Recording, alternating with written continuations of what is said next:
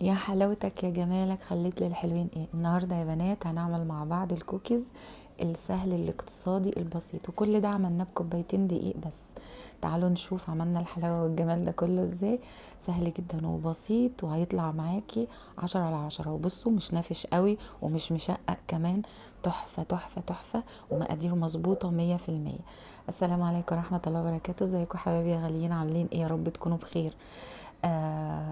لو وصلتي بقى لحد هنا في الفيديو ما تنسيش تدعميني بلايك. نقول بسم الله الرحمن الرحيم. هننزل بنص كوبايه سمنه اي نوع، وهننزل بنص كوبايه سكر بودره.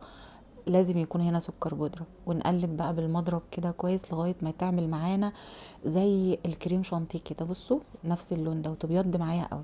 انزل بقى ببضايه، وهنزل بثلاث نقط كده فانيليا سايله، او كيسين فانيليا من العاديه بتاعتنا. ونقلب كويس جدا لغايه ما البيضه بتاعتنا تختفي معانا.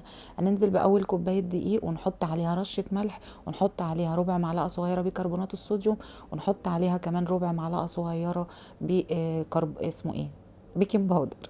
تمام.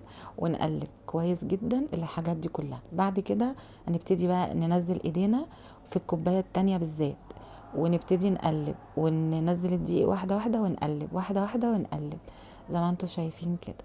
ماشي. لحد ما العجينه ما تبقاش بتلزق في ايديكي وتلم من الطبق وتبقى كده. وتعملي لها اختبار في ايدك، تكوريها وتعمليها كده. لو ما شققتش معاكي كده 10 على 10. اهم حاجه.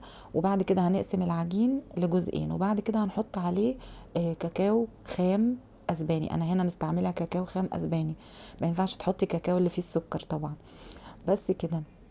وقلبتها لغايه ما خدت اللون، خدت حوالي معلقه كبيره كاكاو خام. ونجيب بقى الشوكليت شيبس ونكورها، وما نبططش عليها قوي، ونعمل مقاسها صغنطط، لان هي لسه هتفرش في الفرن. انتوا عارفين الكوكيز بالذات بينفش جدا في الفرن، بس هو ما نفش قوي يعني. فانت حاولي تصغري على قد ما تقدري. والشوكليت شيبس طبعا بيتباع في كل حته يعني. ماشي. وبعد كده اهم حاجه تختبريها قبل ما تبداي فيها، تختبريها لو ما لقيتيهاش بتشقق تبداي في التقريص بقى وتشتغلي فيها. لو لقيتيها بتشقق خلاص مش هينفع ان انت ايه، لازم تزودي معاها دقيق. تمام. بس بيدخل الفرن على درجة حرارة 180، وبتسيبيه في الفرن لغاية ما ياخد اللون الجميل ده. وكل شوية تبصي عليه، اوعي ابدا تولعي له الشواية ابدا ابدا.